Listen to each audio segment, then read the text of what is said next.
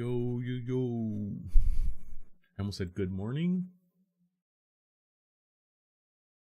but it is not morning. Doing evening stream today. Fucking crazy day in the stock market. I'll just say that. Trump undid, or at least paused, some tariffs.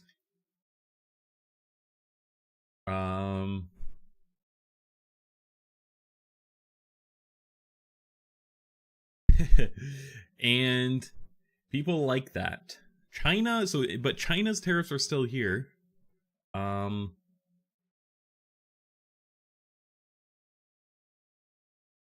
I guess people don't care. I would think that'd be the number one thing, but I guess if the world economy slows, so does ours. But yeah, this best day by far.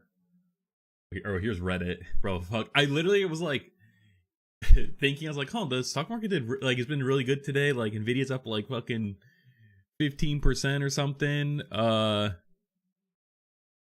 Whatever. And I was like, I wonder if Reddit went up. And I was like, why would they? Like, it's not like they're affected by the like tariffs, really.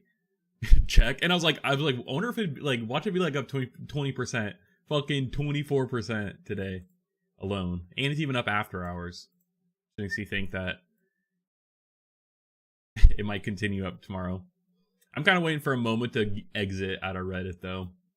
I should have sold up here, but you know, hindsight's 2020. But considering I got in, how long have they been? Considering I got in an IPO, it's not doing that bad. But let's look. Let's just take a quick look here. Bond yields in 5-year bond up 4.7%. Like, that is crazy. Bond markets moving like this are insane. Yeah, Nvidia up 18% today. Holy shit. Tesla up 22%. Tesla really, Elon needed this here. Palantir's up 20. But it's like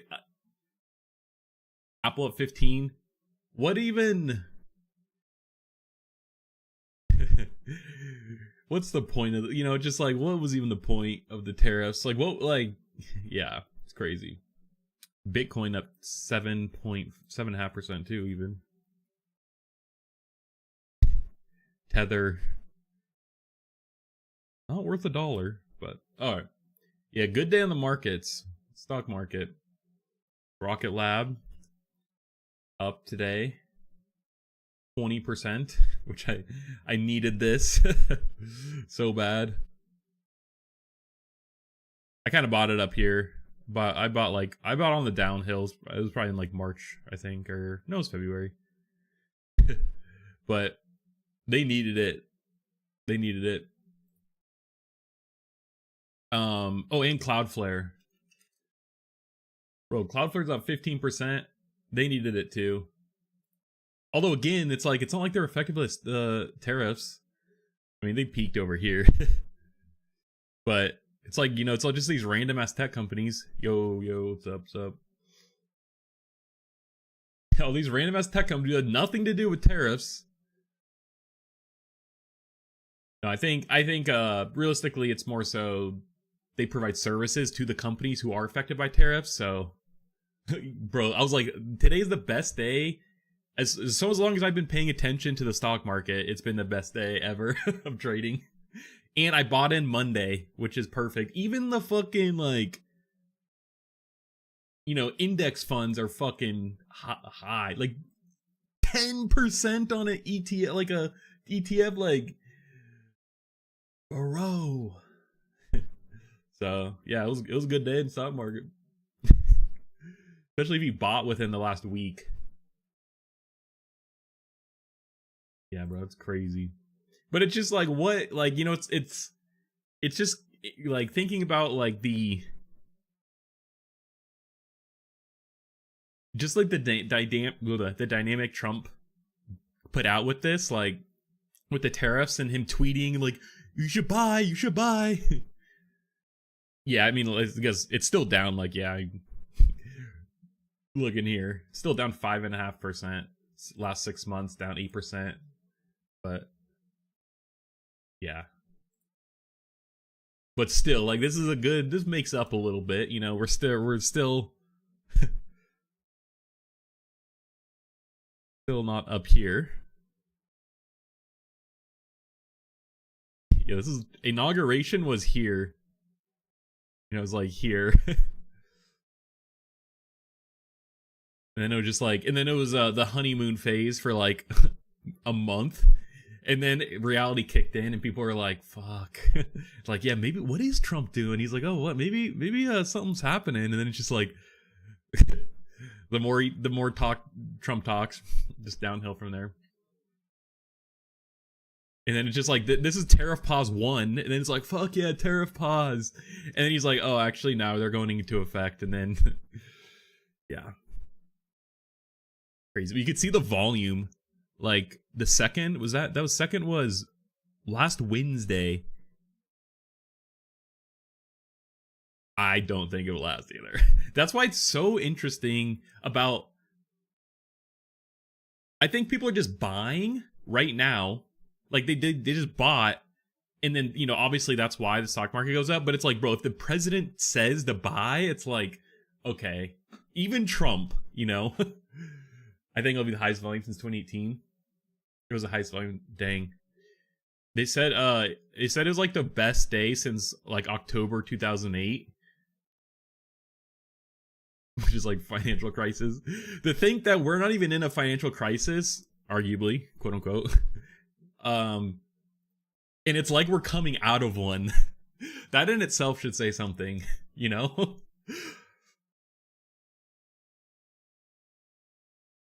Yeah, I don't know. It's crazy. So whatever, we'll take it, I guess. Like, you know, it's like definitely probably temporary, but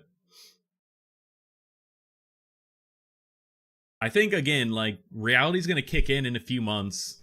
Like with these tariffs. Like, even this is up. Like dividend.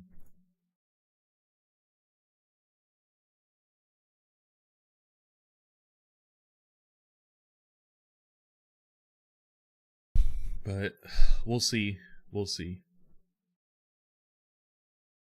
Looking at, oh yeah, bro, fucking this. I bought a share of this on Monday. The 2x leverage, bro. The 2x leverage Nvidia. Yeah, this shit was skyrocketing today.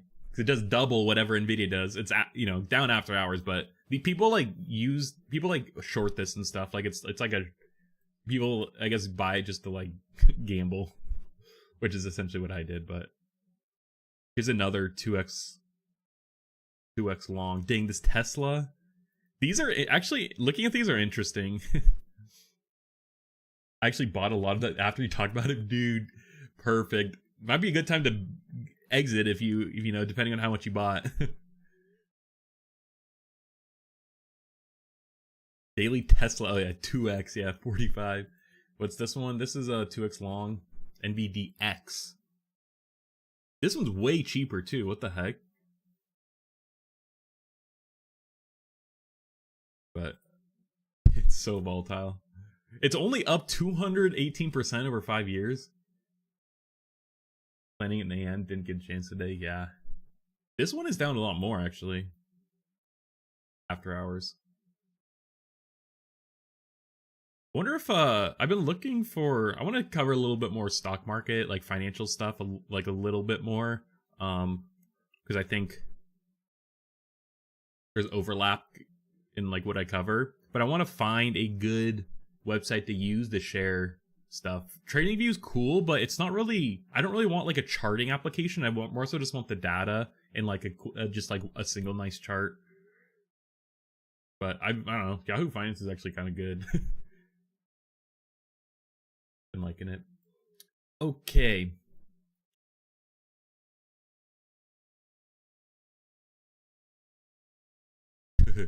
Kind of got a lot of news actually. A lot of EU news today and AI news. Fucking Anthropic. Anthropic finally increased the amount of compute you could use, which they're notoriously bad at throttling because they don't have enough compute, and they increased that, which is interesting. Google created a chip now, and that they're going to use for inference with AI, and this is now the one of several chips that we've seen for that AI inference is used. Inference being not training, but like actually requesting stuff from the model, like talking to it in ChatGPT. That's all inference. So now there's a lot more competition in the inference chip market, and fucking Ripple, a crypto token company, you know, a crypto company, bought a prime mortgage broker, which is crazy, and they're going to use their Ripple as like collateral for the loans. I don't know, interesting. And then fucking UK's creating Minority Report, essentially. UK creating murder prediction tool to identify people most likely to kill. So this is crazy. UK's been on a fucking bend with privacy. They asking Apple for backdoors in iPhone encryption. Now they're creating this like murder prediction tool. Like, what's going on over there? Yeah, and Microsoft's putting more data centers building on hold. Okay, let's start with the EU. What they're talking about. Let's read from the official EU website, and then we'll go from there. So, we've covered in the past, I feel like every stream I mention it now, but EU wants to be less reliant on American big tech for a plethora of reasons, and I don't blame them. One of which being just the trust. Who's to say that, you know, they can't overreach and provide Europeans information against, you know, the GDPR laws and rules in Europe to American authorities. That's kind of what we read in the past, and there's some like loopholes that may be able to exploit to do that. But regardless, you know, there's who's to say Trump can't, you know, force Google or Microsoft to turn over that information? We're seeing it indirectly, you know, in other ways, but it's a slippery slope, I guess. And on top of that, EU just doesn't really have a big tech like America does to provide like software and the foundation for all of their, you know, for their economy. And especially with EU and the United States being more mature and developed economies, the service industry, which is what big tech kind of, you know, the products that big tech makes usually supplement those. People need software to run their companies, especially when you have customers. They don't really have that backing or of a big tech company to provide, you know, domestic tech. And on top of that, not only do they not even have just the basic big tech for like, you know, service level entries, and they do, but they don't have a, you know, a Google or a Microsoft, so to speak, I guess is kind of the point, or an Amazon. On top of that, though, they, you know, because AI now is becoming more of an arms race within, you know, countries, like within your own team, i.e. your country, United States, China, they are again reliant on likely the United States, because like they're not gonna mess with China, on AI, on the current models. They have Mistral. You know, Mistral AI is a big, probably the EU's largest AI company there, but there's more to AI than just developing models. There's data centers. You know, we like every day essentially cover some sort of data center or like chip making topic. Those are all a part of AI that the EU doesn't really have, which is crazy to think, because they also have, you know, they're home to ASML, which makes all of the tooling to make chips, and they're a Dutch company, so interesting. But they don't, they don't really have an open AI or a company on the scale of OpenAI or Google or Microsoft that's dumping money into big tech. And not only just are they putting money into, like, making AI, in turn, we now need to increase power. We're they're reviving nuclear energy in a way. They are building data centers. All of those require, kind of trickle down in a way, in a way, to, just dispersing it into the economy. It's like they hire some company to build a data center. They need to hire people, so forth, so on, whatever. I made the argument the other day, kind of like all still stays within the big tech ecosystem, which I still think, but there's a little bit leaked out. Anyways,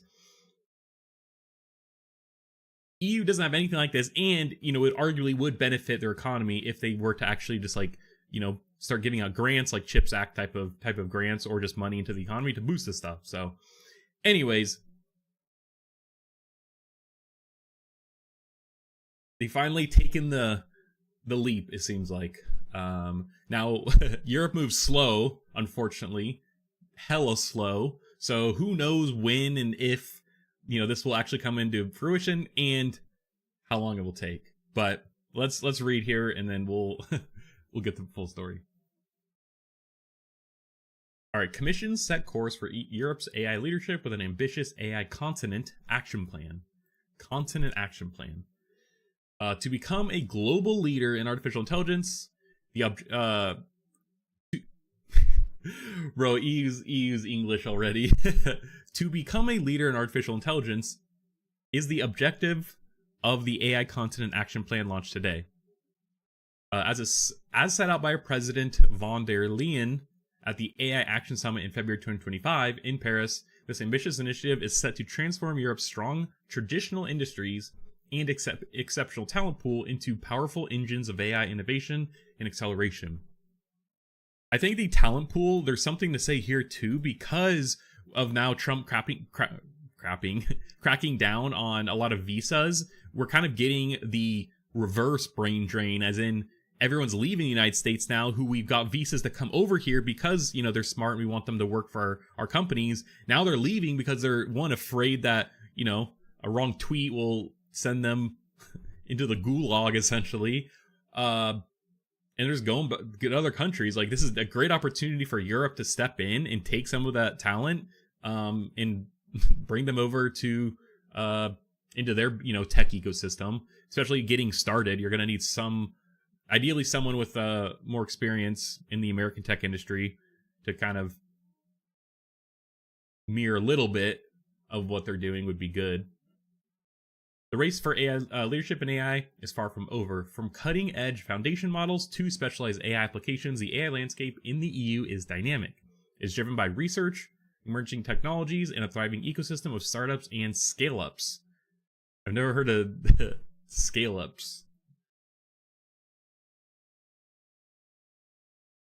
I was trying to think of a scallop joke, but I can't.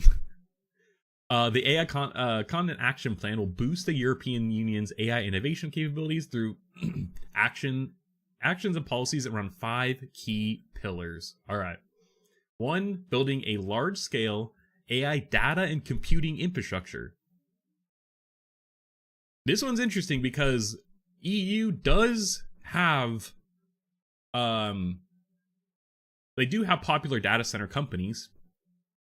Notably OVH and Hetzner. Granted, they are more like VPS type of virtual private servers. Like they sell a piece of a server versus like a more integrated cloud ecosystem, or like they call them like hyperscalers. In the United States, like Google's GCP, Google Cloud Platform, Amazon's AWS, Microsoft's Azure. Like they provide much more than just servers. It's like they provide APIs that do a lot of things for you. That's kind of, I think, what they really need. And NVIDIA, I'm pretty sure, is building a supercomputer. Because we covered that on stream, I think.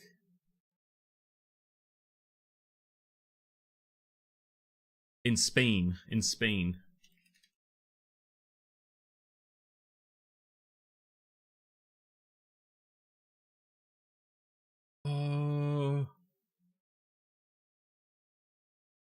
Oh, supercomputer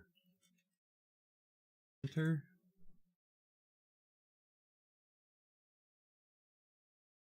Yeah, this Nostrum 5, because there's several of them.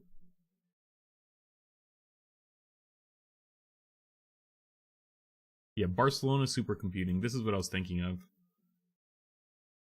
Anyways, what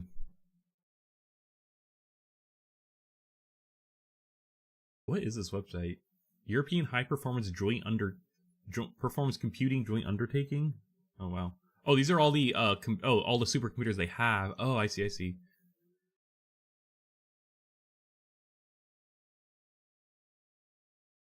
Free exascale.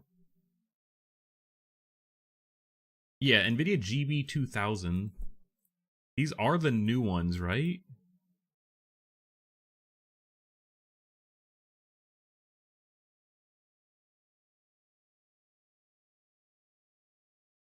Like, this is it. This is interesting.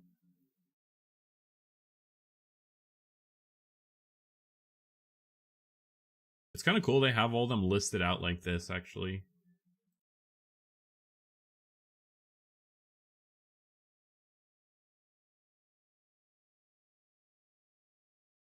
This is related. This is 6 March.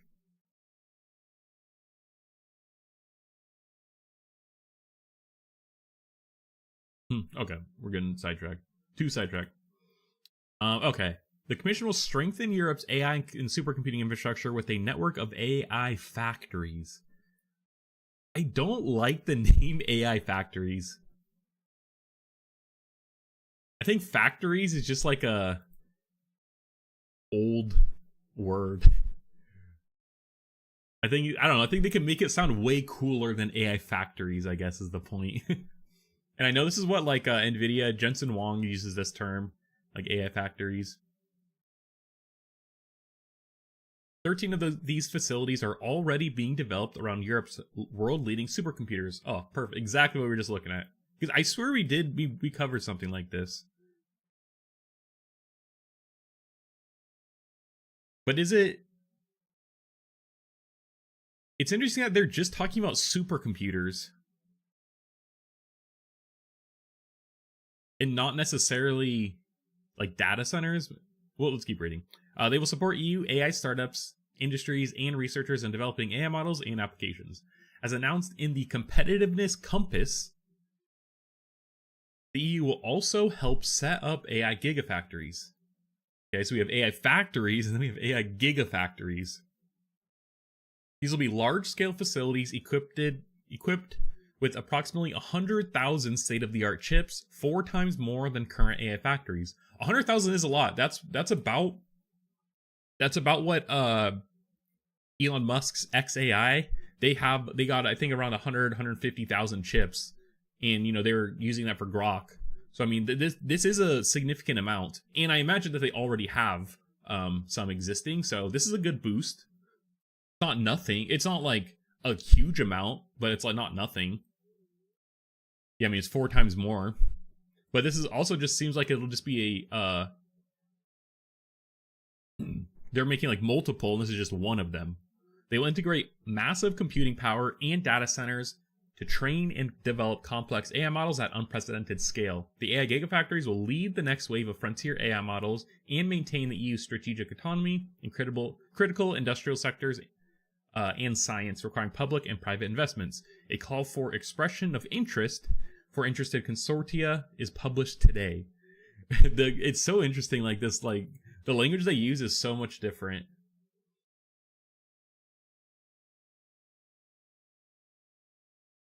Call for expression of interest is to call for ideas for establishing AI gigafactories in the European Union. These documents first describe... Okay. What? AIGFs. No, EU, you can't use this. You can't. AI girlfriends? No, you can't. You gotta change the acronym. That's so funny.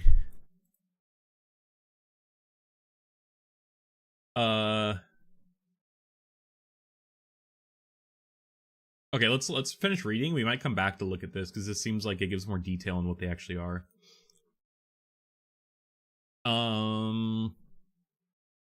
Okay, private investment in gigafactories will be further stimulated through the Invest AI, which will mobilize 20 billion euro investment for up to 5 AI gigafactories across the union.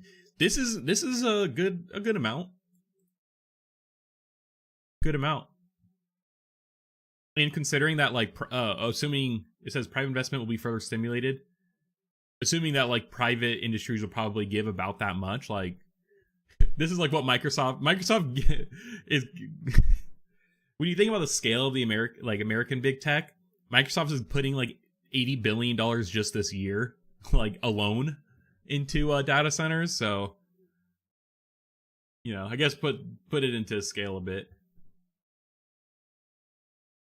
To stimulate private sector investment in cloud capacity and data centers, the Commission will also propose a Cloud and AI Development Act. The goal is to at least triple the EU's data center capacity in the next 5 to 7 years. Triple in the next 5 to 7 years. That's crazy. Bro, where's Europe going to get this power from? Like, they still have to buy Russian oil, I'm pretty sure. Like, how are they going to power this? Like, it's gonna cost so much money. Do they mention power? Yeah, how are they even gonna power this? Okay. Increase in large and high quality data. How are they gonna do this? Because this is actually an interesting conundrum.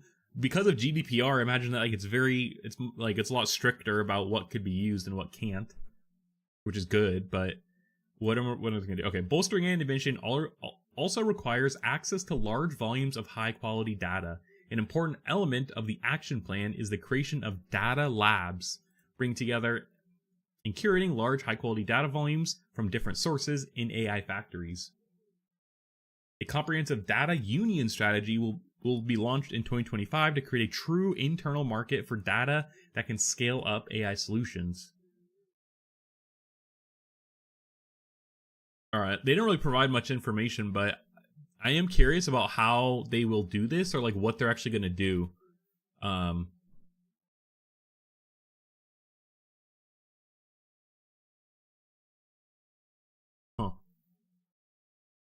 Yeah, we launched to create true internal market for data. So it seems like they're going to like create the market themselves, like, or at least like facilitate, you know, maybe creating it. So I'm curious, like, what that is going to look like. That's interesting. We'll hopefully paying attention to this. Developing algorithms and fostering AI adoption in strategic EU sectors. Despite the potential for developing algorithms, fostering okay. Yeah, this is like essentially R&D. It's like it seems like it's like research. Despite the potential of AI, only 13.5% of the companies in the EU have adopted AI. To develop tailored AI solutions, boost their industrial use, and in full adoption in EU strategic public and private sectors, the Commission will launch the Apply AI strategy in the coming months. European AI innovation and infrastructure, including notably the AI factories and the European digital innovation hubs, will play an important role in the strategy. What is this digital European information hubs? It seems like it's like a special economic zone. One-stop shops supporting companies and public sector organizations to respond to digital challenges and become more competitive. They support companies to improve business technical expertise. Okay, it's not what I thought it was. It's like it's essentially what European Digital Innovation Hub seems like what millennials are to their boomer parents. It's like, hey, I can't, like, this button disappeared. Like, can you come help me? And you like, and then you know, go there or FaceTime, and they're like, oh, it's here, it's back. I didn't do anything. It just randomly popped back. It's like, okay, yeah, mom, sure. Well, it works now, so didn't do anything. That's like what this European Digital Innovation Hub seems like to businesses. No offense, Europe, but okay. Strengthen AI skills and talents. All right, how are they going to get this? To meet rising demands for AI talent, the commission will facilitate international recruitment of highly skilled AI experts and researchers through initiatives such as the Talent Pool, the Murray... Oh, bro, I cannot say this. It's Marie Curie. Action, MSCA Choose Europe. MSCA Choose Europe. Okay. And AI fellowship schemes offered by the upcoming AI Skills Academy. Bro, this might be if you want to bounce, if you don't want to stay in America with everything happening, this might be your ticket out.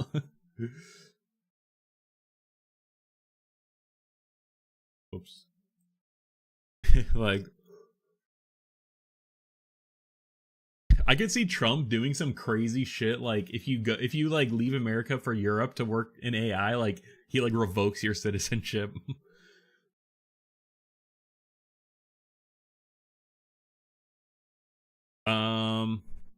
These actions will contribute to legal migration pathways for highly skilled non-EU workers in the AI sector and attract the best European AI researchers and experts back to Europe. Yeah. Because America kind of did this themselves, and like everyone came to America because like you make way more money here. It's just a lot more like there's just more opportunity. So it's like, why wouldn't you? I mean, obviously reasons, but you know. It also developed educational and training programs on AI and generative AI in key sectors, preparing the next generation of AI specialists and supporting the upskilling and reskilling of workers. I wish America would do this right now. I think, especially with Trump, he likes to leave things to the markets, like the private sector, but I don't think there's any harm in like, you know, the American government distributing money to train people on AI, like especially this early on. Not only would it, okay, actually let's break this down, because I feel like that would set us up for a lot more than just getting people to work in AI, because it would, if it also taught people like how to use it effectively and be more productive with it, it's like, here's a free class, like that would benefit everybody. Like, and especially if we are going to be going down that route where, like, you know, most jobs are going to theoretically kind of just be orchestrating and managing like swarms or, you know, groups of AI. Like, America would just be the best. Like, I don't know. I don't think that's a bad thing. I think that'd be an interesting way to give money back in the economy. I don't know, to train people. We're going to have to reskill people eventually. Like, we might as well start it on a small scale now, before AI's taken like a lot of jobs, and people are going to be forced to reskill. You know, it's like we might as well just start it out, test it, like see what it's going to be like, for AI, for like training people on AI. I don't know. Okay. Yeah, I wish America would do this. So far though, like $20 billion is just not that much. I know they're just saying it for just for these gigafactories, but I'm curious what the overall cost. I don't fully know like how the European Union kind of acts, like, you know, comparing it to like the federal government in America. I don't know like exactly. That's what the European Union kind of seems like, you know, the equivalent of. But I wonder if they could just like, I guess, do they have to pass budgets and shit, like go through Congress and like things like that? Like, can they just like say this, or did this like, or can they just like say this is happening and then they can just get the resources for it, or do they have to, you know, do all that stuff? I guess we'll read the next steps here, but okay.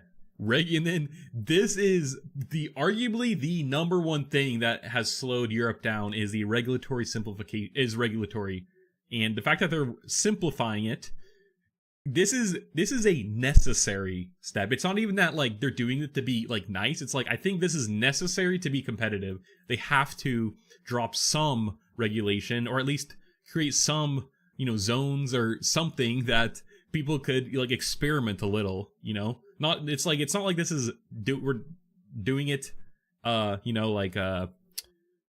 maliciously. It's like this is just to be competitive. It's like you just have to.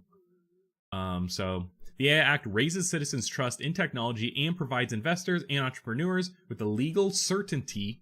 So they must be taking some liability. They need to scale up and deploy AI throughout Europe. The Commission will also launch the AI Act Service Desk to help businesses comply with the AI Act. It will serve as a central point of contact and hub for information and guidance on the AI Act. That was very sparse of information, of details, but I have heard that in America, people in AI saying that eventually that the government might have to take some liability for us to kind of like take the next jump to test things out.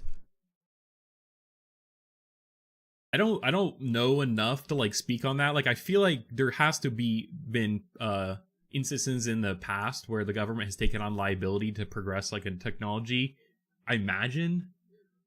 But I don't know. But this is interesting. But this also just doesn't really seem like any regulatory change. It's just like they're just like just do what you need to. We'll figure it out. We'll figure it out, and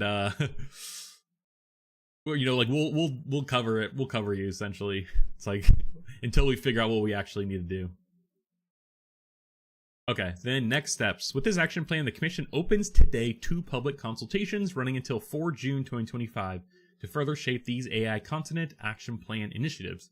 A public consultation inviting all interested parties to share their views on the Cloud and AI Development Act.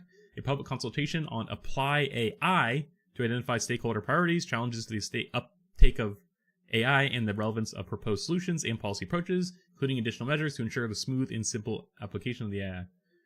So this there's like a bunch of things in here. There's like invest AI, Cloud and AI Development Act. What was the other one? Apply AI. A third public consultation on data union. They actually announced a lot of stuff in this. Will be launched in May. I love the names like data union. Just sounds cool. In parallel, the Commission will organize dialogues with industry representatives and the public sector to help shape the Apply AI strategy. These dialogues, together with the public consultations, will identify relevant examples of untapped potential in adopting AI technologies in specific sectors, their current integration in business and production processes, and opportunities for scaling up within these sectors and the wider economy. No, all right. Okay, let's just read this because this, I think, provides some context that we're missing. I was missing.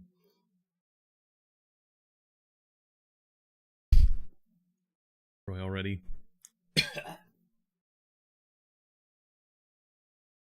Oh, I had some salami before this, and I think I just like bit down on like the black pepper piece inside of it. Fucking hit me. Okay, on 1 August 2024, the AI Act entered into force and guidelines on prohibited AI practices were published. Okay. Okay. Amended the Euro HBJU regulation entered into force, allowing the setup of AI factories. On 10 December 2024, 7 consortia were selected to establish AI factories by 6 additional consortia on... Oh, I want to know who. At the AI Action Summit in Paris, President von der Leyen announced Invest AI. Okay, so $200 billion to invest in AI across Europe. That's a lot more. But also, like, this is like what essentially a single company, like 2 companies are spending in the United States.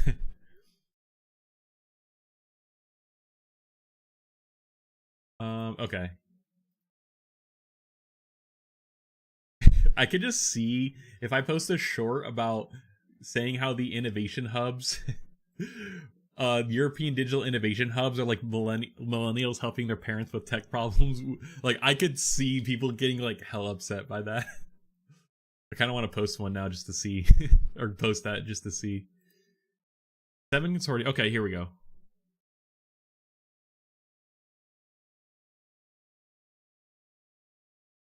Wait, what are these names? I genuinely... Oh, wait. 7 consortia selected to establish AI factories which will boost AI innovation. Are they building the data centers? Half of this funded by the EU through the Digital Europe program for AI infrastructure. The selected factories will be hosted at leading research and technology hubs across Europe. Okay, so this is essentially more the software. So 5 of these selected hosting sites will deploy brand new world-class AI optimized supercomputers, namely in Finland, Germany, Italy, Luxembourg, and Sweden. Okay, so they're spreading it out. I love the names of these. Like, it literally sounds like hacker names or like some shit. AI Factory, AIF. Lumia AIF, AI Factory. That's kind of, I don't know, I kind of like how these, like, essentially data centers or, like, research organizations who are making the AI factories are, like, creating, like, these cool, like, names to name them, like Pharos at GRNet in Athens, Greece. Like, bro, that just sounds sick. Hammer, like, HAI. Like, that's, like, the perfect one for Germany. It's, like, fucking industry.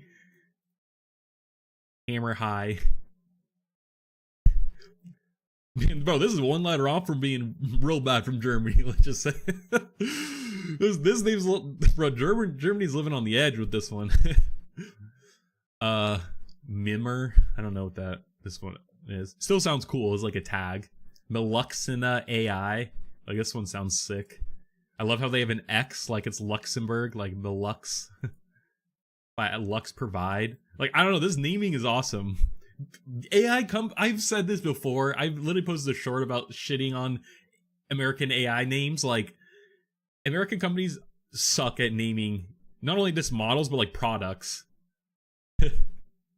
Like, bro, these names are sick.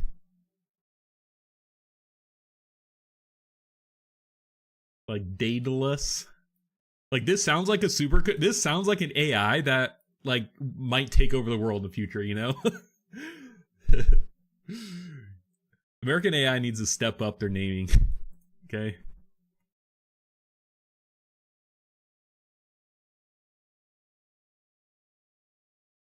Okay, so I guess these are the ones, and then they looks like they selected more though.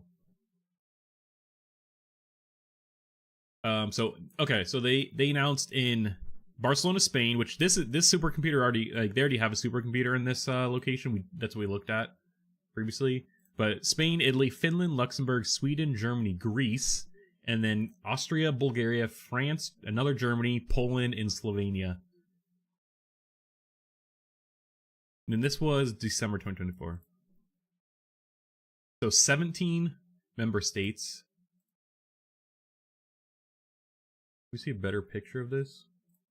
I love maps. Cool.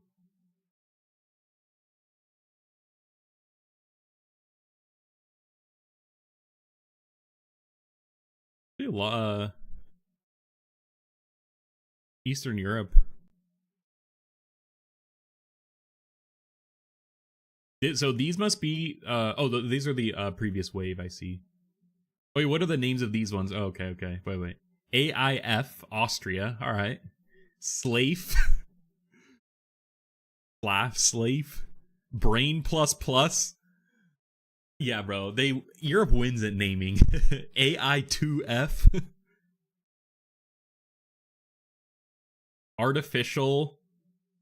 AI12 or AI2F.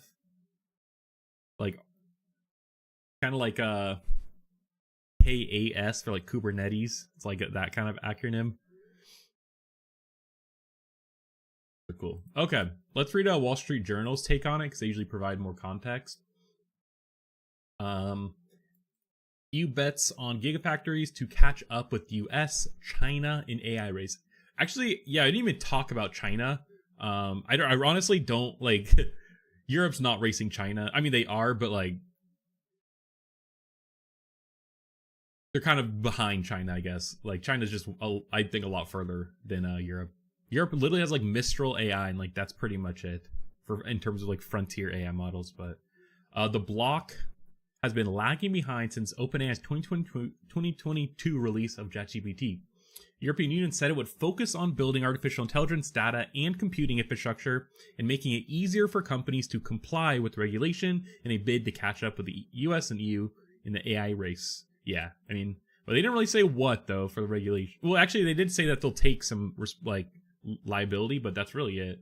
European Union, the European Commission, the EU's executive arm, said it wanted to develop a network of so-called AI gigafactories to help companies train the most complex models. These facilities will be equipped with roughly 100,000 of the latest AI chips, around 4 times more than the number installed in AI factories being set up currently. I also think I don't know if this if the EU's like has any ownership in these gigafactories, but with Trump kind of like wanting to spend money on like a crypto reserve, we have gold reserves, we have oil reserves, we have these like resource reserves. It's interesting that we don't have like some sort of like compute reserve, and I think that might be something like in the future that would be like worthwhile, especially if we are dependent on things in data centers. I guess compute reserve is like it doesn't work the same way because like if we have if computers, it's like it doesn't really like it's not valuable sitting there. I guess the idea isn't there, but I guess more so just a government owned like data center or compute. Like I don't know. I think that like no, I wonder if the government does run their own. Now I'm thinking about it. Like, bro, the CIA and shit, like, do they, like... The U.S. government, maintain their own data centers.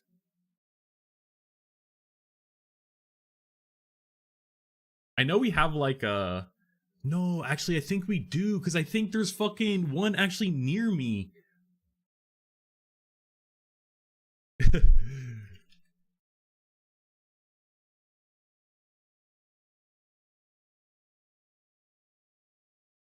I swear there's one near me, actually. Like, it was like, I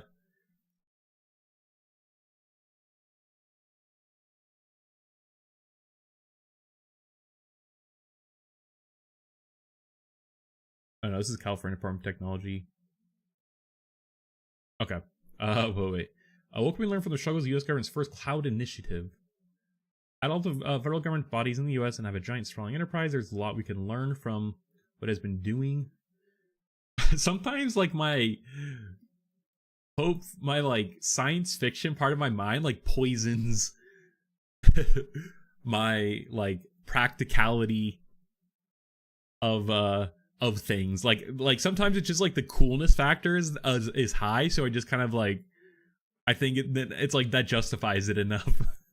But it's just because I think it would just be cool just as like in like a science fiction sense. Decide that IT provisional of federal agencies need coordination. I think they do have their own data centers, but it's like the government should be using cloud computing. Okay, wait. This is like Obama era stuff. Federal Data Center Consolidation Initiative.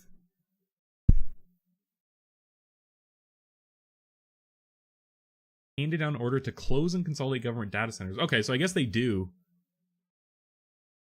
I wonder like what it must be for like secret squirrel shit. I guess 1,200 facilities? Holy shit. Save between 5 billion and 8 billion annually? Bro, that's nothing. Okay, anyways. Scratch what I said about the fucking reserve, compute reserve. Dumb idea. um, European Union's okay. The announcement, part of the EU's AI Continent Action Plan, underscores the efforts from the bloc to position itself as a key player in the AI race against the US and China. The EU has been lagging behind since OpenAI's 2022 release of ChatGPT ushered in a spending boom. Earlier this year, Washington announced Stargate, an AI joint venture that aims to build data centers in the US for OpenAI. OpenAI, SoftBank Group, Oracle, and MGX. I forgot about MGX is actually involved in this. MGX is like the Saudi, or it's like like Dubai. UAE. It's like the Dubai fund. Are initially equity founders in Stargate, while ARM, Microsoft, and Nvidia are technology partners. The companies are committing $100 billion initially, but plan to invest up to $500 billion in the next 4 years. Every time this pops up, I say that they will not spend $5 billion. Because SoftBank doesn't even have the money. They didn't even have the money to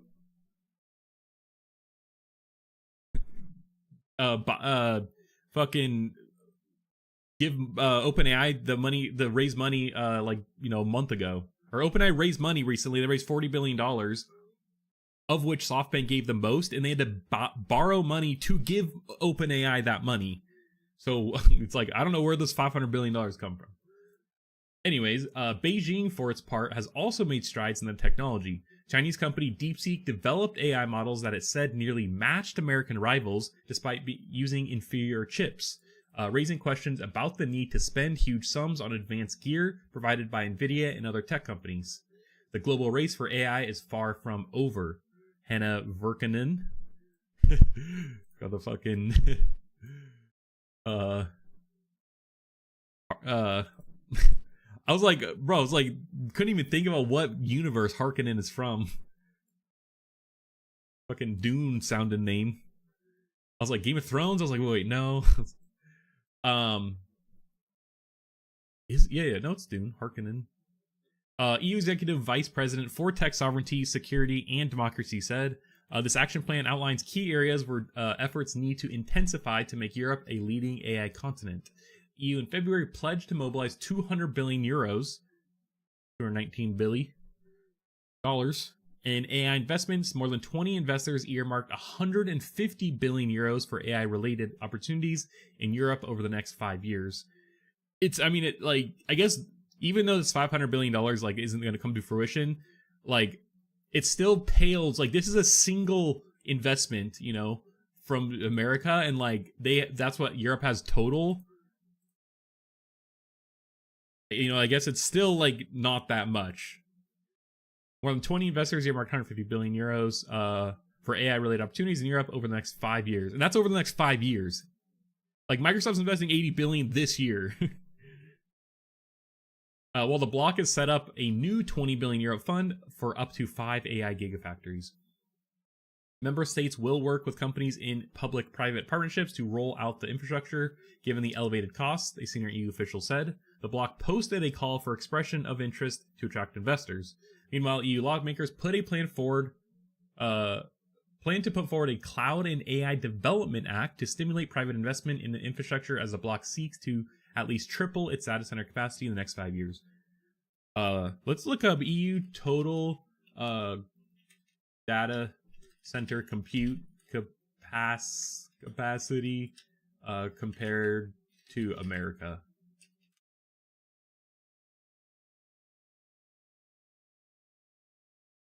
The number of data centers though is not a good. Come on, that's not a good comparison. Because we just have a bunch of small ones.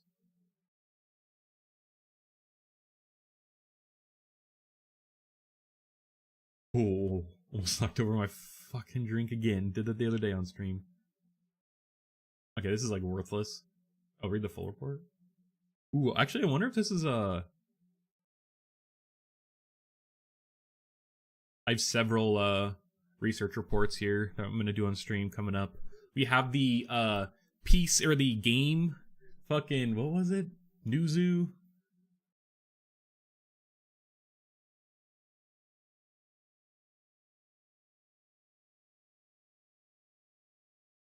can't remember. There was like a game, the PC Games Market one, which is like 500 pages or something. It was really long, but I got a bridge version. And then Stanford AI 2025 State of AI to Stanford. That one is like 400 pages, but again, there's an abridged version, but we're looking at those. I don't even remember what I came here for. Data center. Commercial real estate insights. This is not what I thought it was going to be. I'm actually going to bookmark it though, because I'm trying to find a bunch of market research websites. Oh shit, okay. All right, hang on. Sorry. Okay, I don't care about these. All right. Yeah, companies need large volumes of data on top of power-hungry infrastructure to train and roll out AI models. The commission said it would seek to create data labs, bringing together troves of data for companies to scale up AI, an effort that will require compliance with the block's strict privacy and data protection laws. Yeah, that's why it's like, it's going to be hard to do that regardless.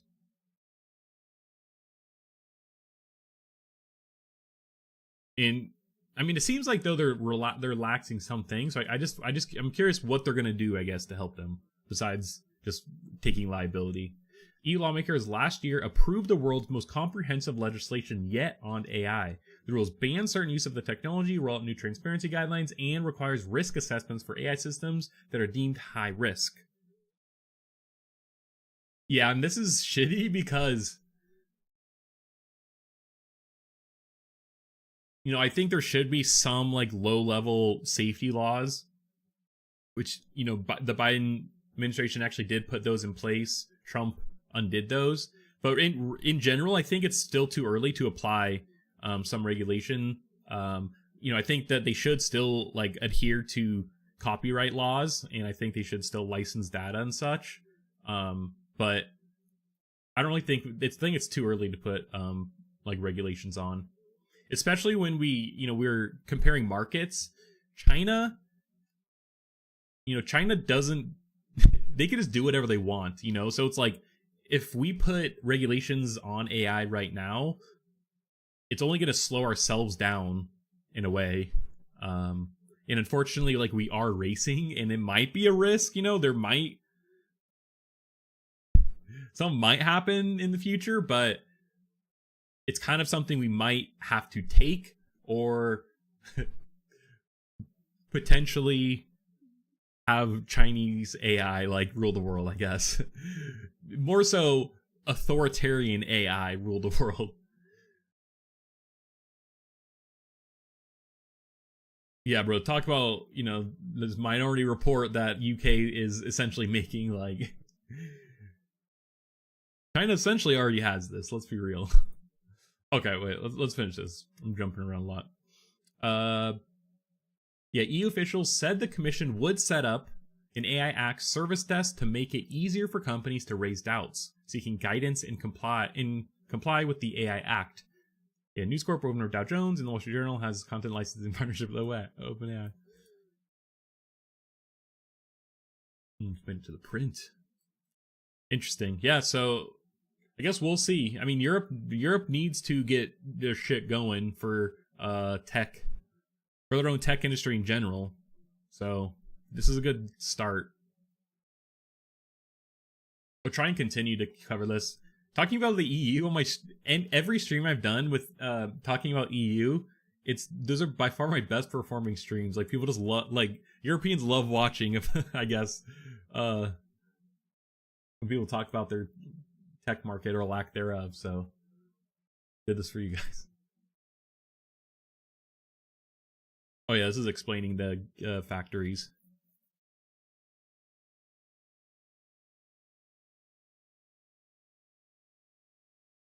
Cool.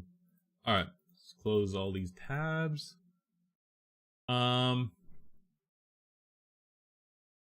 Yeah. Let's cover the we'll just get all the European news. Actually, no, let's cover, this is about data centers, and it's very related. Yeah, so Microsoft puts $1 billion US data center builds on hold amid AI tariff uncertainty. The Register's been covering this pretty well, and I really like the Register's commentary. And um, they did an article because Microsoft has canceled. They canceled some data center build outs that they, or like, some red fucking reserved, I don't know, they were building some data centers, they reserved some capacity data centers, and they undid it previously, a few weeks ago. And people kind of were like, uh-oh, like, is Microsoft like backing out? Like, is there too much, like, did they invest too much? Are they, do they not think AI is going to grow, or blah blah blah? But the Register looked into it, and they're kind of more so like the new NVIDIA chips that came out that are really good for AI, which Microsoft obviously wants. A lot of these places can't actually fit the chips that they would hope that to actually use, the new ones in the data centers. The NVIDIA's GB2000, their new GB200, their new Blackwell series chips require a lot more cooling. They use significantly more power, and so you need like custom setups. And if you don't have the correct power that they require, which is a lot more than the usual, it's like you can't even put it in there. And then you need the cooling, whatever. And so that was kind of more so why Microsoft canceled some, versus them just like kind of being more bearish towards the data center market for AI. But it looks like there's a little bit of continuation of the saga, where they are doing it because of tariff uncertainty, which is interesting. So, all right. World War Fee.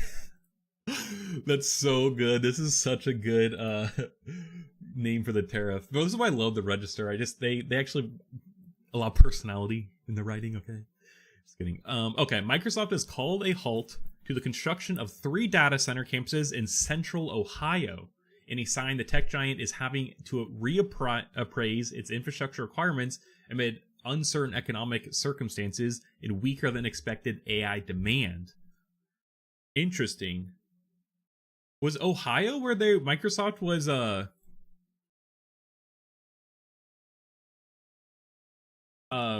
in like doing something with like nuclear power? No, I know 3 Mile Island. I swear there's something else something else going on in Ohio. Maybe not. Okay. The Windows maker confirmed it put on hold $1 billion plans for 3 Bit Barn sites in Bit Barn. The reason that they call it a data center. That's so funny. 3 Bit Barn sites in Licking County at New Albany, Heath, and Hebron, citing a strategic investment review for the decision, telling the Register it will not be moving forward at this time with our plans to build data centers at the Licking County sites. We'll continue to evaluate these sites and align with our investment strategy. It's like no context at all. Microsoft had committed to spend $80 billion on expanding its AI-enabled data centers around the world as recently as January. And this has been reiterated a few times. Satya Nadella has like reiterated it. So, and usually it's like when, these megacorps like balance their budget, it's kind of like a government. It's like they already, likely balanced, budgeted to spend this money. So it's like, we're spending it. But, I guess, nothing to say. Not to say they can't turn it back, but just a little bit. But it's kind of more like a government at this, they're ran more like a government in a way. Just with how they, how much money they deal with. It is understood that the Redmond Megacorp, it's funny that they call it literally, this is why I love the Register. That's why I love the Register, alright. The Redmond Megacorp is not selling off the land earmark for the data centers, suggesting it may intend to proceed with the projects at some point in the future. Wow. So they had the land. Actually, Ohio is, okay, I'm remembering now. Ohio is AWS, Amazon. They have a big Ohio data center. I think this is where like their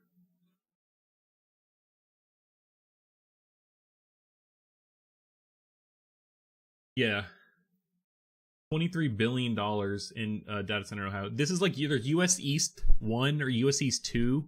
It's like the most popular, um, like largest area, like populous data center location, or most people use that data center, like US East 1. And so just a large data center site. It might be Virginia though.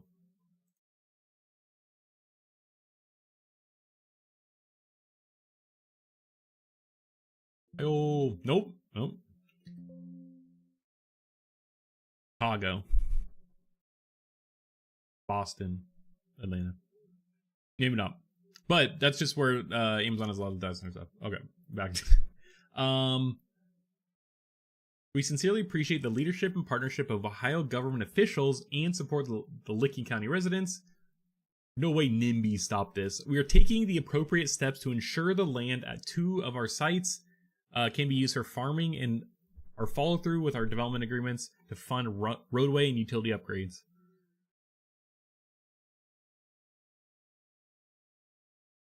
I mean, yeah, I guess like it sucks for them, the city, because they likely would bring in a lot of money for them and potentially jobs and everything. But I mean, it's like, what can you do? Move comes as the Azure giant walked back on signing leases for gigawatts of extra capacity in the US and Europe back in February, partly caused by this decision not to support further training workloads for AI, Redmond's AI development partner. Microsoft announced the first phase of its investment plan for the region last year, with the figure of an initial $1 billion investment mentioned for the facilities in New Albany, Heath, and Hebron. At the time, the megacorp indicated that the project had significant growth potential for continued investment, plus the creation of hundreds of direct jobs if the BitBarn campuses were built out to full capacity. I mean, hundreds isn't that much, but yeah. Sucks for the town, I guess, nonetheless. It is said that these 3 sites would play a critical role in expanding its cloud infrastructure to support rapid growth of its digital services, much of which has been driven by its keen interest in generative AI and large language models. Its customers may have other feelings on artificial intelligence, such as, is this really worth it? That may be on Redmond's mind, as well as all the economic uncertainties stemming from the ongoing tariff war. Work is understood to have actually got underway at the New Albany site, with Microsoft issuing an update last year stating that the clearance of the area started in late October, and preparation work was estimated to be completed by mid-2025. Yeah, it's just like, it seems weird that they have this budgeted and then they're just like backtracking. It's like, is it really like $1 billion? The Windows maker also told Heath residents at a Microsoft open house meeting last, bro, I could imagine attending that, like like we've been watching Parks and Rec, and like I imagine it's Parks and Rec on steroids, like, like open like government meetings and shit, like city hall meetings, like, bro. In a meeting last year that worked on campus where there was projected to begin in summer 2025, with the first of 5 data center buildings to be completed by early 2028. That's still a little ways out, I guess. One of the possible explanations that the Register had already examined is that many data centers will not have been designed to handle the power and cooling requirements of NVIDIA's latest high-performance AI infrastructure, and some adjustments may have to be made. Yes, and this is, kind of what I was talking about earlier, about why they canceled some before, and some because some of the existing data centers can't even handle that. So it's crazy that they wouldn't, like, this design was, pre-new NVIDIA chips, but it's just taken so long that now it's like surpassed. It's like the designs are outdated, and like they likely would have just put old chips in there if it was designed for the, around those. So it's like, this project kind of seems like it's failed from the beginning. Another could be that Redmond Biz needs to reassess the cost of surrounding such projects and how these will be impacted by the tariffs and other economic uncertainties that Trump administration has recently unleashed. I mean, but like, I guess, like these, like, Microsoft Amazon, Google, these like large megacorp big tech companies are so intertwined with the economy that, unrelated industries being affected ultimately brings them down because the other industries are their customers. So it's like, there may not be a direct correlation between, tariffs and Microsoft being affected, but when you're so large that, you're so intertwined with the economy, any little thing kind of affects you. It's kind of crazy. Another could be, I don't know, we already read that. There have been warnings that the latest tariff targets import from countries including China, Taiwan, and South Korea, where a great deal of data center equipment and the components used within them are manufactured, which will bump up the cost of fitting out the bit barns. Yeah, but Trump waived semiconductors, and like that's most of the cost. I guess like all the like accessory, like cages and shit. I'm sure a lot of cabling is probably made in China. But like that has to be a tiny cost compared to the actual like compute itself. There's no doubt that the equipment that goes into data centers will become significantly more expensive. Microsoft has already started articulating a more balanced, cautious approach to their data center build out, and to some extent Amazon as well. Davidson's Gil Luria told Reuters. Commercial real estate analyst CoStar noted that a 25% tariff on steel and aluminum, some of the raw materials used in construction, took effect on March 12th, which would further increase the cost of building our AI facilities. Dang, it's seriously like that direct.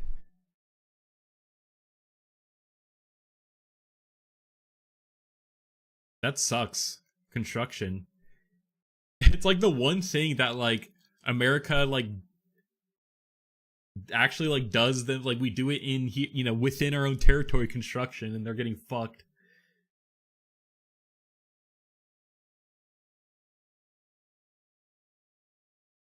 I guess even though like they have this, it's gonna cost more. Is it?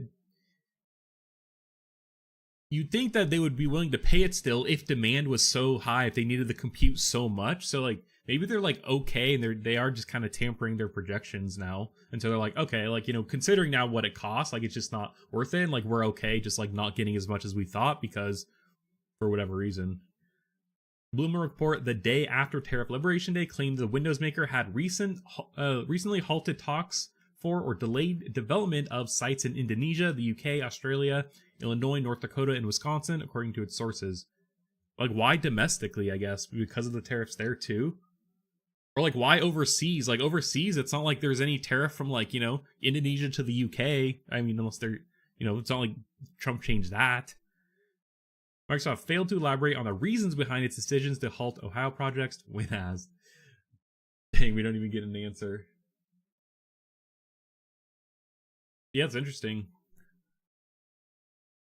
The data center, the like dynamic with data centers are just kind of interesting right now, considering like how much AI relies on them and how little and like how much compute they actually need. And Microsoft has like kind of like seesawed, or kind of like flip-flopped quite a bit on their like data center strategy. Interesting. That's why like part of like what I cover now is like I kind of just openly like say that I just cover corporate drama, because like I feel like that is kind of a lot of what this is. It's just like just kind of like politics. It's just that, but for like big tech corporations. Like we literally we're covering the other day we covered the fucking corporate spy between HR companies. We've covered Microsoft and Google openly shit talking each other and calling each other's like illegal lobbying out or like astroturfing like out. Like I feel like a lot of it is really, it's just like it's corporate drama. I like calling it that, at least. Reality TV here. Corporate reality TV. Dang. Dang, Texas. Louisiana, wow.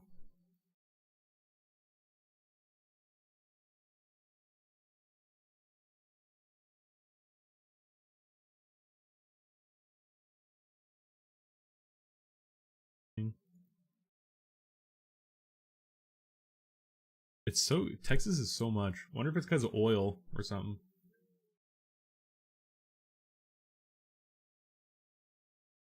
Imported. Holy shit, bro! California is so much. Tennessee's so high too. What the heck? Okay, let's read this real quick, and then we'll cover the Minority Report murder prediction tool, which is insane.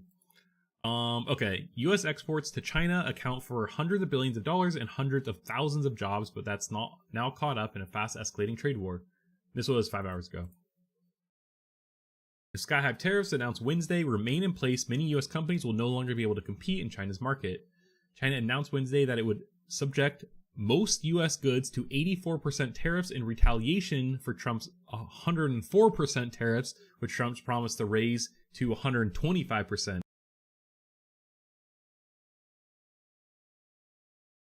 Trump paused reciprocal tariffs for 90 days, except those against China, which he blasted for retaliating. Yeah, and I think realistically, like, we really only care about China. You know, I think like that, or at least like, you know, I think Trump, like, they should really only care about China. Because like, that's kind of really the only person. But, you know, I guess like if we do everyone, it also hurts China. I don't know. I guess I don't really like, these tariffs is crazy. China is the U.S. third largest, biggest export market. More than 931,000 jobs were supported in 2022 by U.S. exports to China, according to the U.S.-China Business Council. So essentially, yeah, almost 1 million jobs. That doesn't seem like that much. This includes more than 125. Oh, I see. So like Chinese citizens in America. Includes more than 125,000 jobs in California, 89,000 in Texas, 53 in Illinois, 42 in New York. Texas's 38th congressional district, which was the biggest goods exporter to China in 2023, with 4.9 billion in exports per U.S.-China Business Council. Dang. Indiana's 7th district, 2.3 billion, was next, followed by Louisiana's 1st. Wow.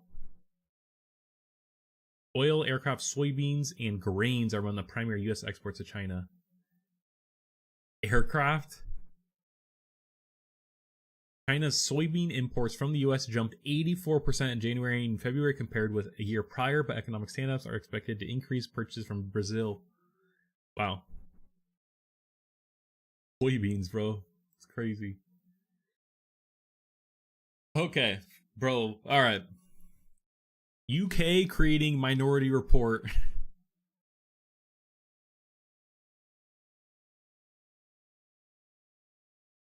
But they're not going to use it. It's like, oh, okay. I mean, this is fucked up for various amounts of reasons, but more so I think it's the idea is that if you haven't committed a crime, like you shouldn't be worried about some future potential possibility that could or that may or may not happen.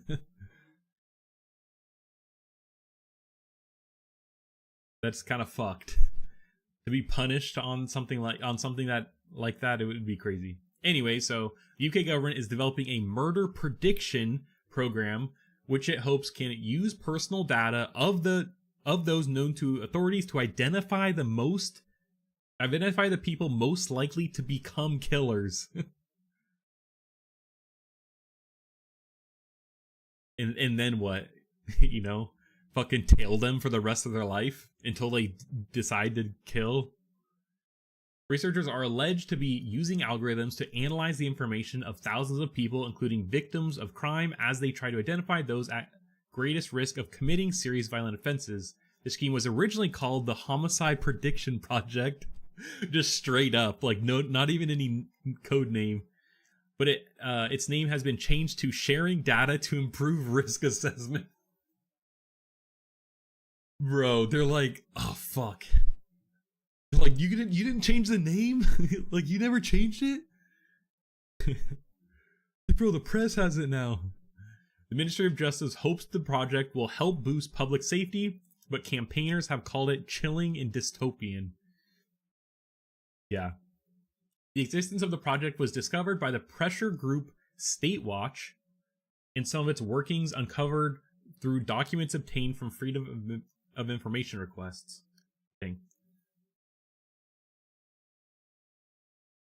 What is a pressure group? Are they just like publicly pressure people, like the government? State Watch says data from people not convicted of any criminal offense will be used as part of the project, including personal information about self-harm and details relating to domestic abuse. I mean, bro, this is a privacy nightmare. Like, holy shit. Officials strongly deny this, insisting that only data about people with at least one criminal conviction has been used. I mean, that doesn't really change it, I guess, in my opinion.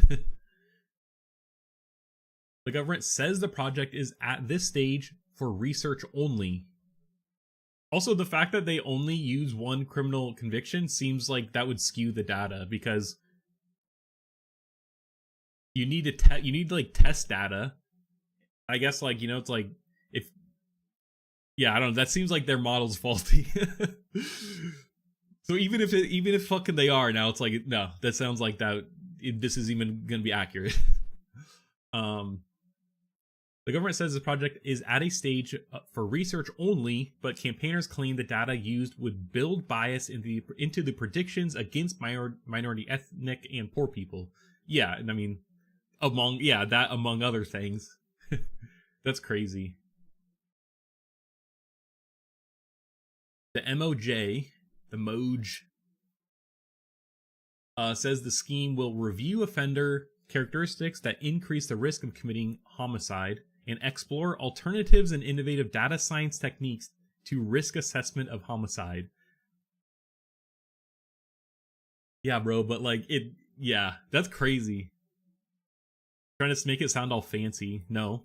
Hey, I actually have this is actually comes from a place where I have experience for once. Actual real life experience. The project would provide evidence towards improving risk assessment of serious crime and ultimately contribute to protecting the public via better analysis. The project, which was commissioned by the Prime Minister's office when Rishi Sunak was in power. Bro, I swear UK's just been fucking flipping through prime ministers. I don't even know who the current UK Prime Minister is.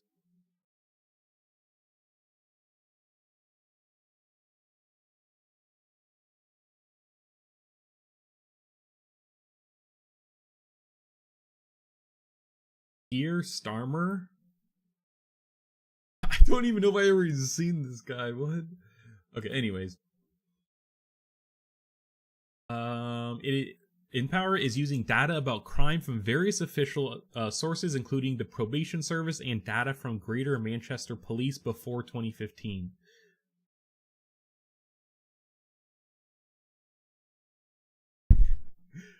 Bro, that is, I mean, like, it would get a general, okay, like, if they actually are doing this, like, yeah, they would get general trends, but that is kind of old. Like, that's 10 now there's like 10 years in the gap. Maybe they, like, this seems like they weren't even, like, trying stat hard. Are they still, yeah, I wonder if they're still doing it. The types of information processed include names, date of birth, gender, and ethnicity. And there it is, like, that's, like, the fact that they even use that as a variable just shows that there's gonna be bias literally built in. I think there's many other variables they could have used, like instead of ethnicity, that would probably have a like higher correlation for like committing a crime. Like probably like grades in school. I mean, I guess you can't really get that, but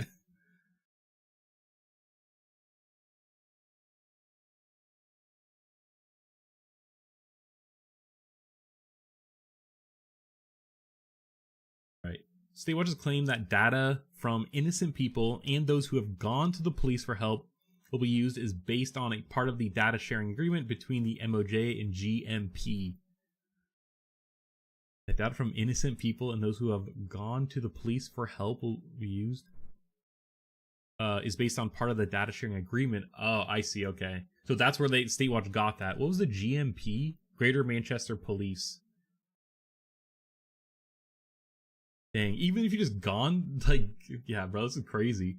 A section marked type of personal data to be shared by police with the government includes various types of criminal convictions, but also listed is the age of a person first appeared as a victim, including for domestic violence, and the age of a person was when they first had contact with the police. Dang. Also to be shared and listed under special category of personal data are health markers which are expected to have significant predictive power, such as data relating to mental health, addiction, suicide, invulnerability, and self-harm, as well as disability. These are interesting variables. I don't know. They would also be kind of subjective, I guess. I guess if you've like done like, you know, self-harm in the past, but that's crazy. But it's just crazy because like, you know, they sometimes like these people may not be necessarily committing a crime, like, you know, like they just have an issue and they, you know, because of that they committed the crime. But now they would be logged in, you know, they'd be used as a study as like a, you know, kind of a data point, I guess, to influence it. Like that just seems like it would not, yeah, not a good combo. Sophia Lyall, a researcher for Statewatch, said the Ministry of Justice's attempt to build this murder prediction system is the latest chilling and dystopian example of the government's intent to develop so-called crime prediction systems.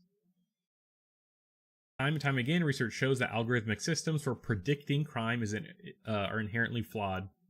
This latest model, which uses data from our institutionally racist police and home office, will reinforce and magnify the structural discrimination underpinning criminal legal system.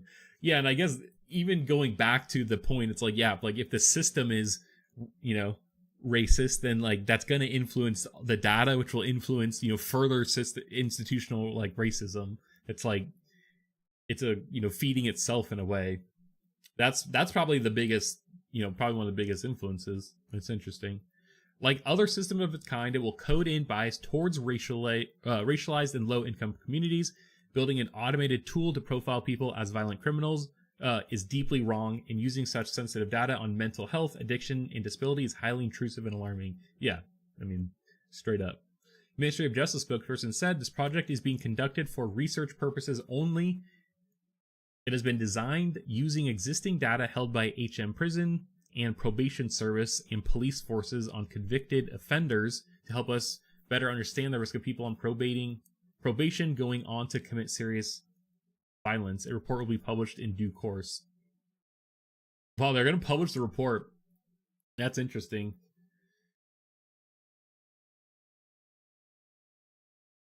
But like, it doesn't matter if it's for research or not, because like there's a reason you're researching it. They're definitely not researching it to figure out if it's gonna, you know, if they have institutional racism.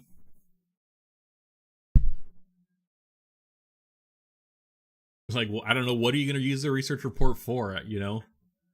I guess we'll see when they release it, but officials say the prison and probation service already use risk assessment tools.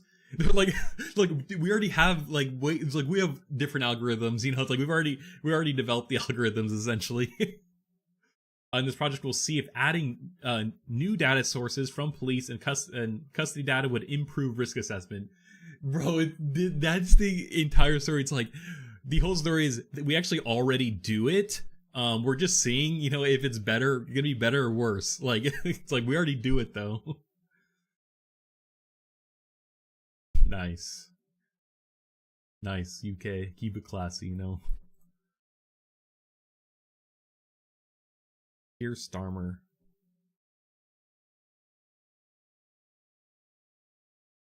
The Labour Party. Like a left or right?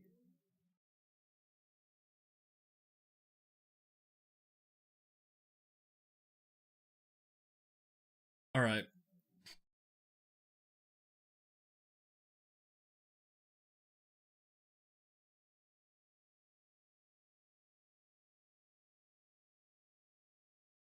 All right, speaking of data center compute, actually got another story.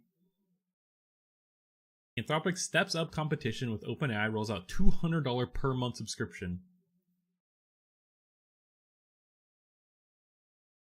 OpenAI has a $200 subscription and gives you access to like O1 Pro and just like better models, like early access to stuff, more usage. But it's $200 a month for access to software. And Anthropic's Claude has kind of been a little bit behind in terms of like features when comparing like chat platforms. But notably, they don't have unlimited usage even for their paid plans, which OpenAI, said they have. And Claude is definitely like a better like conversator. It's definitely better like talking, and overall just kind of like sounds a bit better. I mean, Claude's like primarily what I use, just because it's just better at like coding and logic stuff. I guess more like techie stuff. But there's unlimited usage. Features in terms of like chat platform, or I guess they're like not that far behind OpenAI, but like they're definitely not right behind them, but they have ways to go. But now they are opening up to allowing more compute, to allowing more usage. So it seems like they got access to more compute, data center, whatever. And now they're kind of opening it up, or they're willing to, with the higher subscriptions, they could spend more money to get more that they couldn't otherwise do. So I wonder if that's a sign or something that they got access to more compute, or they're willing to spend more money. Seems like that they're expanding. The AI data center usage is still continuing. So, Anthropic on Wednesday introduced Claude's Max plan, a new subscription tier for its viral chatbot and ChatGPT competitor. The plan has two price points: $100 per month and $200 per month. All right, Anthropic, an artificial intelligence startup backed by Amazon. How's Amazon doing today? It's aftermarket. On Wednesday, introduced Claude's Max plan, a new subscription tier for its chatbot that competes with OpenAI's ChatGPT. Customers can pay $100 per month for 5 themes, or for 5 times the amount of usage as the company's Pro plan. 5 times a month, but still, it's $100 a month is crazy. Or $200 a month for 20 times the amount. OpenAI's ChatGPT Pro, which is comparable to Claude's Max tier, cost a flat rate of $200 per month. Anthropic, founded by former OpenAI research executives, launched Claude in March 2023. Okay, come on, give us the juice. Claude's Max plan is a step up from Anthropic's free offering in the $20 per month usage tier, and a step below the company's business and enterprise options. Subscribers will pay priority access to new models and capabilities, creating an exclusive pipeline to test and implement innovative Claude solutions. This includes access to Claude's voice mode, which will be introduced soon, according to lead Scott White. Okay, I haven't heard about that.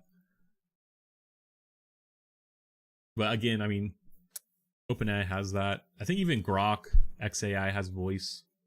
Anthropic has been receiving requests for a usage tier like Max for at least a year, White said in an interview. He said a lot of demand was coming from people using Claude for pragmatic professional usage, such as coding, financial services, and media and entertainment and marketing. Yeah, because it's definitely just better. It's a better writer. That's kind of the best way to do that. And in turn, coding and logic. Latest subscription tier is designed for power users, giving them first access to the company's new technology. Excited for people who really think of Claude as something that's indispensable, for them not being blocked by any more by these limits, and getting to scale their usage of Claude to make sure it's solving as many problems for them as possible. Yeah, and they just raised $61 billion. And they only just made $1 billion, meanwhile. Oh, $61 billion valuation. Customers include startups as well as large businesses like Zoom, Snowflake, Pfizer and Novo Nordisk. Yeah, I do think Claude has the advantage in that because they kind of have this more like power user market, a lot of them are, using them for professional usage, and in turn, the company would, probably want to look into doing that. And I've heard them kind of talk about like them, like training. I mean, I'm sure OpenAI does this too, but like just talking to its actual customers who are implementing it, like businesses, and like asking and assisting in feedback about like how they could change the model to better suit them. But Claude just, Anthropic seems like they're kind of taking a more practical use first. Whereas OpenAI is kind of more R&D, doing like fun stuff. Haha, Studio Ghibli image. Just kidding, but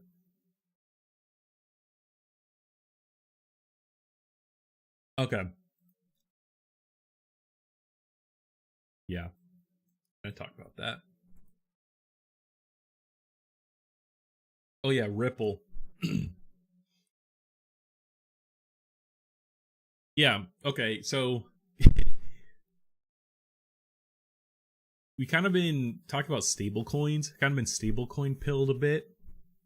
They seem like an interesting use case for kind of a programmatic currency that's pegged to something like the dollar and backed by, in a safe asset like bonds.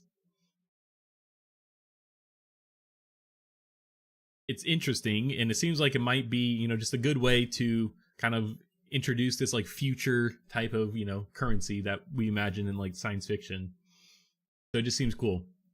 But more traditional finance institutions are getting involved in now in cryptocurrency via stablecoins, just because it's kind of similar to existing, I guess, like commodity assets, like I guess like gold, like cash, bond investing. Like it's kind of in that more like boring market that's, usually the basis of financial institutions.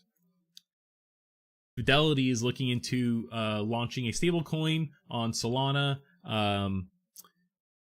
The government just passed, or is looking to pass legislation on stablecoins to treat them more like banks. Because of their popularity rising, Wyoming said they're going to launch a stable coin. I don't know, there's been a bunch of random shit. But Stripe, who is probably the largest like online like payment processor, kind of at least for startups, they're a private company, but they bought a stable coin to get into it. I don't know, to use for whatever to diversify, but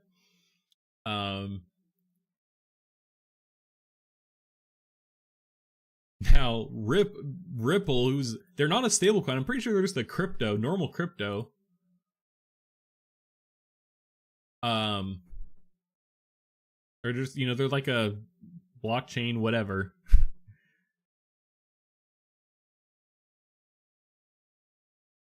They bought a mortgage broker,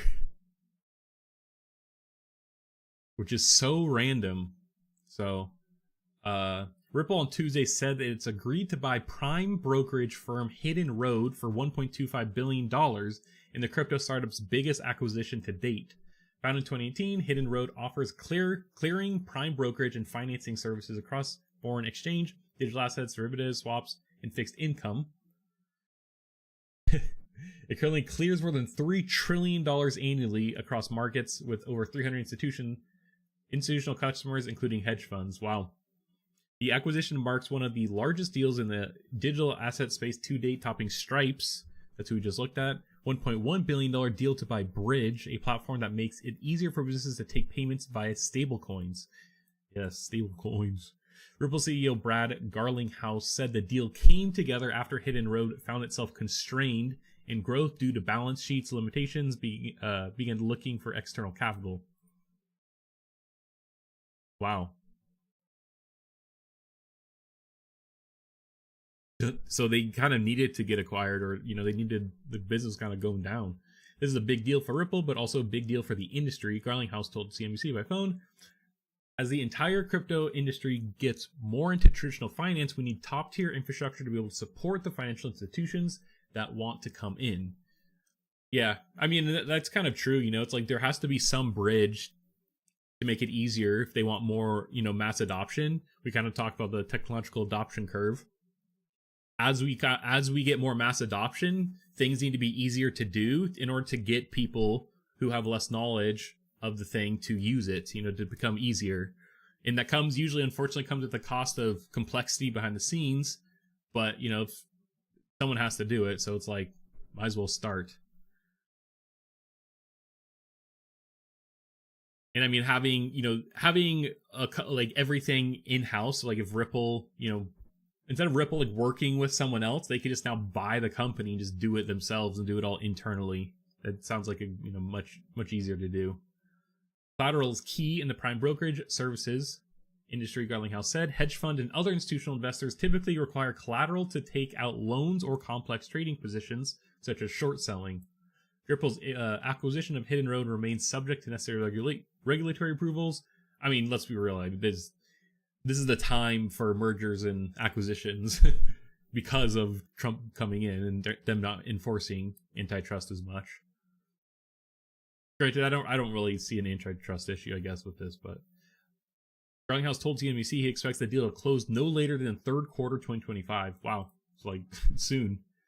Regulatory tailwinds. Ripple scored a major victory last month when the U.S. Securities and Exchange Commission dropped a protracted legal case against the company that accused it of conducting an illegal securities offering. Okay, I mean, that's like not that crazy because that's just them. That's just like the crypto market, like them like offering their like own stock market probably. Crypto industry has been generally boosted by the re-election of Donald Trump as U.S. president, who touted the benefits of crypto and promised favorable policies for the industry.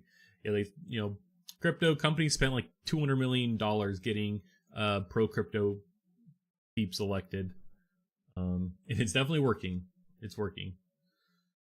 Asked whether this more pro-crypto regulatory environment gave Ripple added impetus for its prime brokerage takeover, Garlinghouse said that deals like this make a lot more sense when you have a supportive regulatory environment as opposed to the open warfare legal tactics. Yeah, there's all kinds of SEC suing crypto companies and crypto companies suing the SEC and shit. The crypto chief has previously been critical of the SEC and its former leader, Gary Gensler, who oversaw aggressive legal action against multiple crypto firms, including Ripple. Yeah, the crypto market's back into the Wild West state right now. They got a little freedom until it circles back around. But I'm sure we'll see more acquisitions like this, especially from crypto into more traditional finance or vice versa. But it's the big guys already generally have crypto firms, like JP Morgan, all those, like they have their own like crypto firms. I guess it's more so existing, crypto technology bridging into traditional finance. Cool, interesting. Just like typical generic like corporate pictures. XRP, yes, that's what their coin is.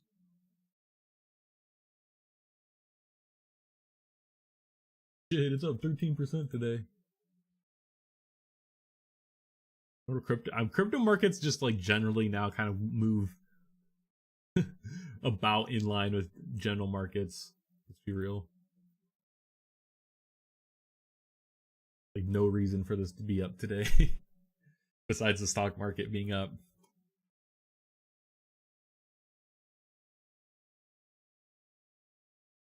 All right, I'm gonna there's a few game trailers I want to watch and then I'll probably call it.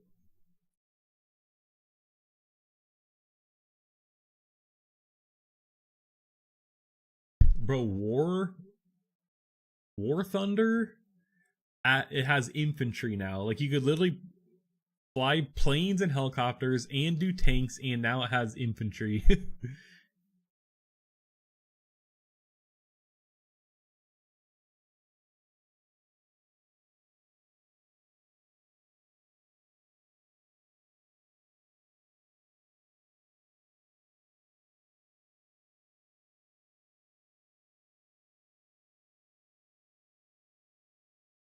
Monster Train 2.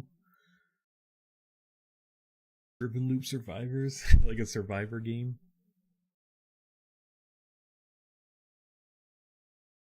Frozen Ship. Cool.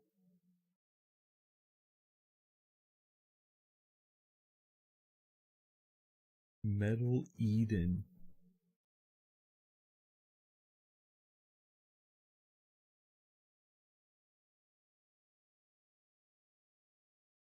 Omega Crafter. This looks like a game I've played before. Pacific Drive also looks like a neat game. So something for it. At the BAFTAs maybe. BAFTAs are honestly kind of boring.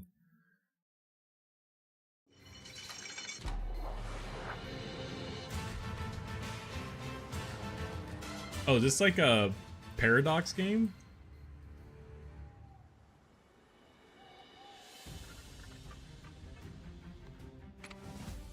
Oh, like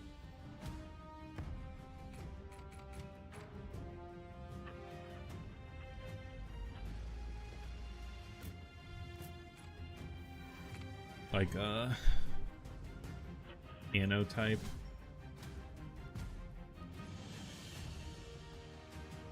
Neat though.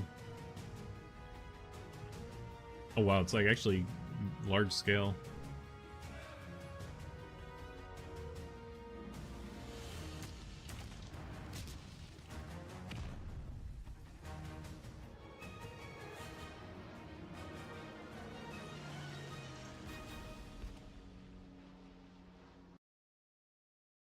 $30, that's not that bad.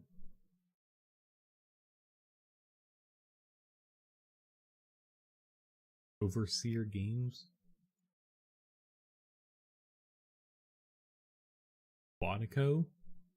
Oh, this actually looks cool. They have like the classic city builder. Yeah, that's like a good way of describing this. Neat. I guess they published this. Oh, Patron. Interesting.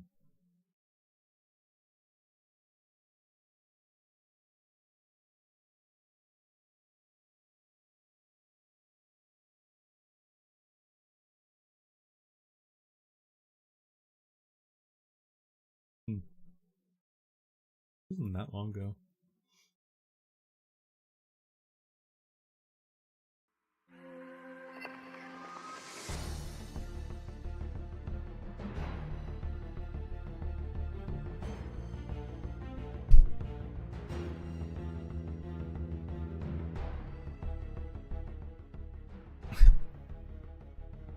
Oh, come on. You gotta make this trial a little more exciting.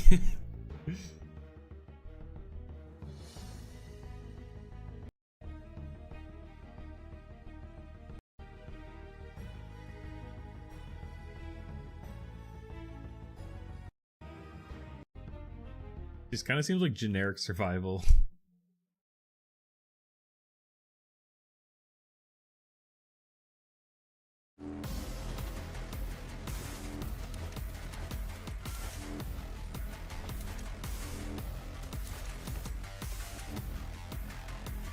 High octane combat. I mean, it looks neat. Kind of looks like marathon aesthetic.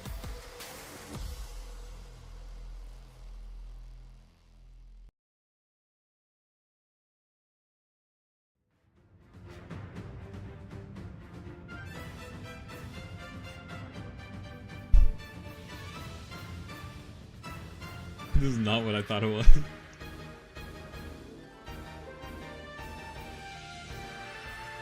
Looks like a Nintendo like S game.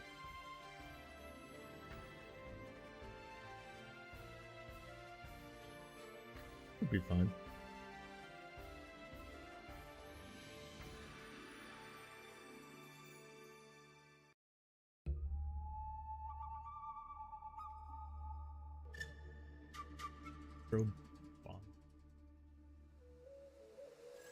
Hi, I'm Arek, game director at Space Goblin Studio. Today we want to show you where we are after 18 months of work. It's going great. With support from gamers, we'll be able to make it bigger and publish it sooner than planned. We're making this game for explorers, puzzle solvers, farmers, and those who love relaxed yet engaging gameplay. Today we show you how Astrobotanica can become a story of your own adventure. Life on Earth depends on plants, and so does your alien survival in the game. As you play Astrobotanica, you will need to research the local flora with your scanner. These scans will reveal unique properties that will be key to the cultivation and care of valuable plants. Growing your own garden is an important part of the gameplay, providing you with a space to harvest crops and craft tonics for many interesting uses. To get a grasp of this mysterious new planet, you will need to explore the neighborhood and embark on expeditions to uncover its secrets. Solve ancient puzzles, climb the highest peaks, and discover exotic plant and animal species. The game offers a vast and vibrant world to explore at your own pace. Prehistoric Earth is inhabited by primal humans. Your interactions with them are very important. Every choice you make will shape your relationships individually and with their groups. Discover how to communicate without words and learn how to work together, carefully. You never know how much of an impact you can have on human evolution. We are very excited with how the game is coming about and want to show you more very soon. Follow the development and let's grow something extraordinary together. Maybe Kickstarter. It looks cool, but it looks a little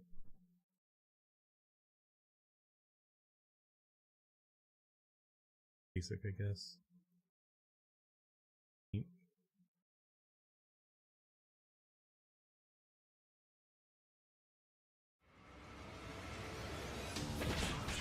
Wait, who's this developed by?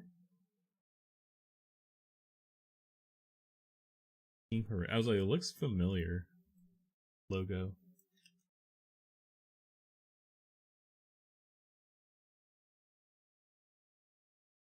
Sungreed.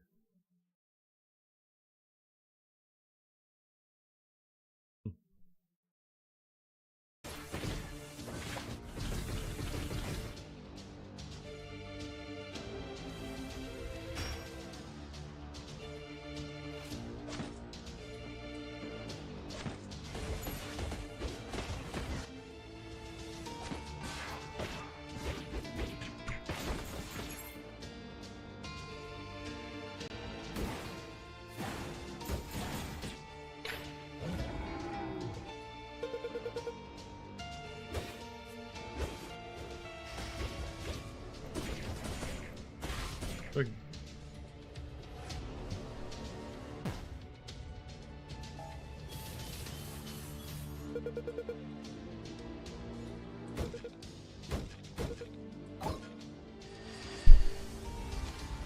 Hyperlight Drifter vibes.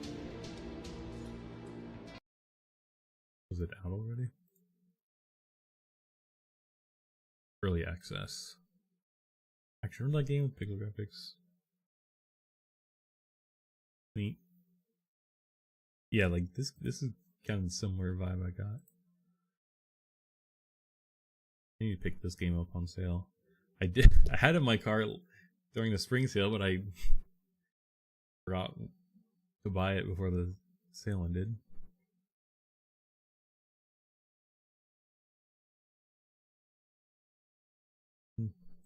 Alright, that's gonna do it. An evening stream today. Fun. But we'll be back tomorrow, probably a little later than 9 a.m. But around 9 a.m. and to the news, hang out, see what's up. Might look at a research report or something.